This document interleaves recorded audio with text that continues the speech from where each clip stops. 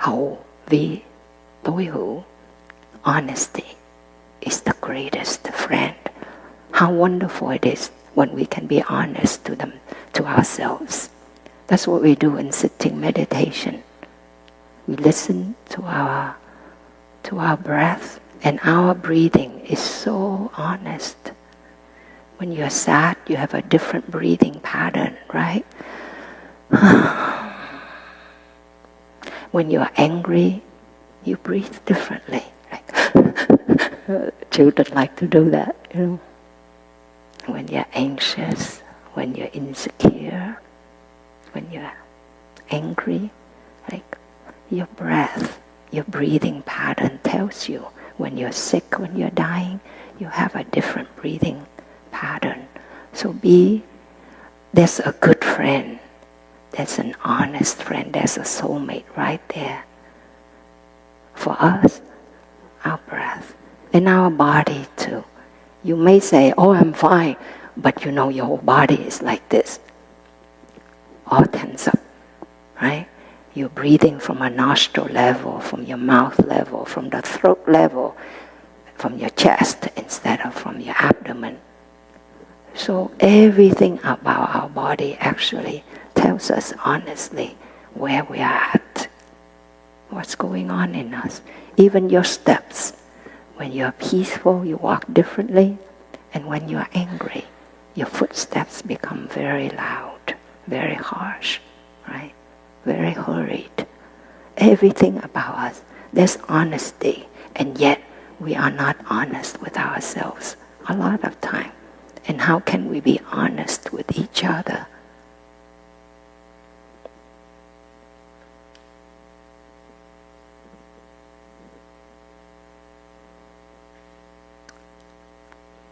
The last line, Hoàn Tối Khoái, Nirvana is the greatest happiness. Nirvana sounds like a very big word. A group of us follow Thầy to Southeast Asia. I think it was in, not Singapore, the country next to it.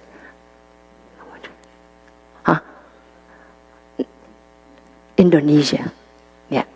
We went to Indonesia and we were on a bus, a big bus with all of us monastics and our teacher, and we passed by this funeral home with a very big sign, Nirvana.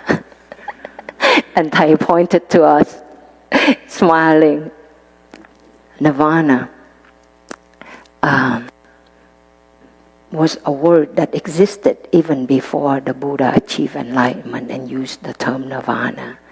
And it described, when you burn wood and it becomes very hot coal, that if you touch, you get burned. But if you leave it overnight, the next day, where it becomes like cool ashes, and you put your hands in it, it's like this state of coolness, non-harming, no pain. That's nirvana. Nirvana, literally it means coolness. Coolness in the mind of competition, of greater, greatest, lesser, less. I'm better, you're less. That is a state of burning. The most recent issue in Time magazine, any of you read it? The cover is red and it said, enough. That inspired me to give the title, Enough, to this talk. And it had an image of Charlie Kirk. He was giving a talk and people surrounding him. And moments after that, he was shot. And when I first read the news, I looked at, his picture, I looked at him, and I just became so quiet. This young man, full of life,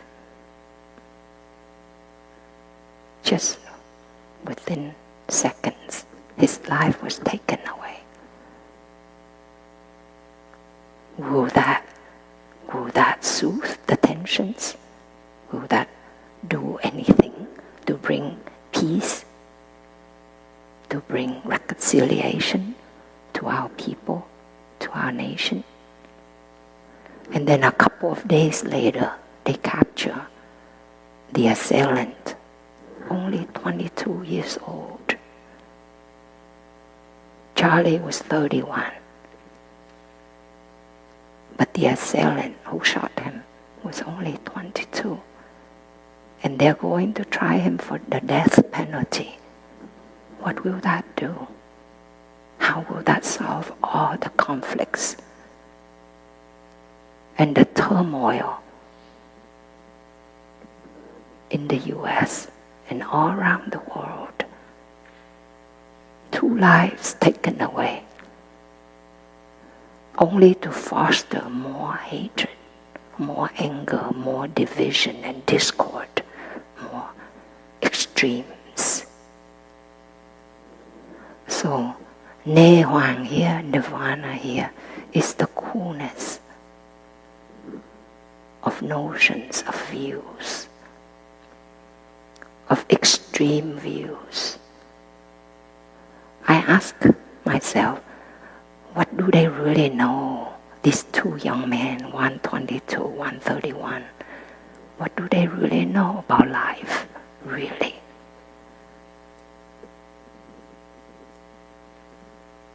That they would put themselves in situations when they trigger such violence, such animosity. How much do they really know about life, really?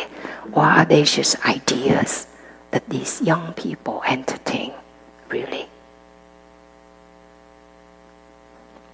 So in our daily life, the practice for me is to know when it's enough. 1 movie, okay, that's enough. 2 movies, okay, that's really enough. Let's get out of the room, go for a walk, do something else.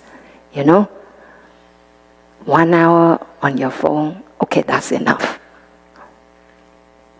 We learn to know when it's enough. With the things that we do, the physical things we do, the time that we spend. And then we also learn with more subtle things like our thoughts. Okay, that's enough of thinking. That's enough hatred. Our likes, our dislikes. We can get very extreme, very extreme. Our loves, our hates, it can be so extreme. But that's when it brings us such fear, deep fear, hatred, and division from within and without. That's what happens when we allow ourselves day after day to be fed and to feed ourselves with such extreme thoughts and feelings. So to be able to say, that's enough, my dear.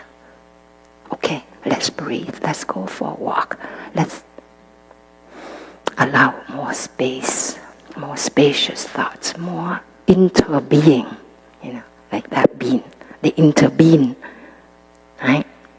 This is because that is. This is not because that is not. That's interbeing. When we are able to do that, we will have more equanimity in our thoughts and feelings. I've learned that when we are young, we entertain very extreme thoughts. I guess hormonally that triggers that, but also just through our environment and especially our culture. We entertain that. But the more extreme we allow ourselves to be when we're young, as we grow older, those thoughts and feelings become even more extreme. Because again, through neuroplasticity, through rehearsing, whatever you rehearse the most, it will become strong with time. So I see people. If you see like an old people who's very cantankerous, grouchy, complaining, like difficult to be with, well, that person most likely has watered that over the years. But when you're young and you're beautiful and you're successful, people will put up with you, right? But when you're old and you become worse, your children may not want to be around you, or your partners, or your grandchildren, or anybody, you see? But we do become more and more extreme. That is why in our practice, we actually learn to become more mild, more easygoing. We learn to shed more easily. Instead of bringing more in, we learn to shed. It's just like a house, you can fill it up with furniture, with nice things, right? But you can also make space by removing things. Like when you carve, you use a block of stone or wood, or even when it's a big rock and you make a cave, you make space, So we have to ask ourselves, we make space by bringing things more in or by removing things? Physical things and then thoughts that are extreme. Hate versus love, like versus dislike, aversion versus attachment. And actually, they are both extremes, but they are totally connected. Today you are attached to a person, a few years down the road, you have aversion towards the person. So actually they are very much feeding one another that way. So just 4 lines. We can already learn a lot and practice a lot, right? No illness is the greatest benefit. Please make sure you make time in your daily life to just check in with your body. Check in, with where you are, what you have right now. A loved one is still around. The relationship may not be very agreeable, but you can do better. You can invest. Instead of us going, to extreme thoughts, I want that person to disappear, to be gone away from my life, that happens on a small scale and then on a bigger scale, right? We know every thought that we give rise, and if it's full of hatred, violence, extreme, it's going to affect our health first and foremost. Because that moment, you literally your body secrete adrenaline, and your heart races, your respiration increases, all this tension in your body. So that's chronic stress, and chronic stress leads to illness. Or if we use food or entertainment, then all of that leads to illness, because it's chronic stress that will weaken the body, that makes the body vulnerable to physical and mental illness. So we can protect ourselves with the practice also of knowing that we have enough, that we have more than enough, that we are enough where we are as parents, as partners, as human beings, that we are enough, and that we can, from that place, we can cultivate further. Knowing that you are enough, that you have enough is the greatest wealth. Then all of us are very wealthy already, right? Hậu vi tối hữu, honesty. Cultivate that more and more in our daily life. When we sit quietly, when we stand, at a bus station, waiting for somebody, practice non-waiting. just come back and check in with your body, your mind. That's honesty. You know really what's going on. And you acknowledge, I feel a little stressed right now. Just breathe, my dear, it's okay. That's self-regulating, you know. If you come back to your breath for a little while, your mind calms down, your breathing calms down.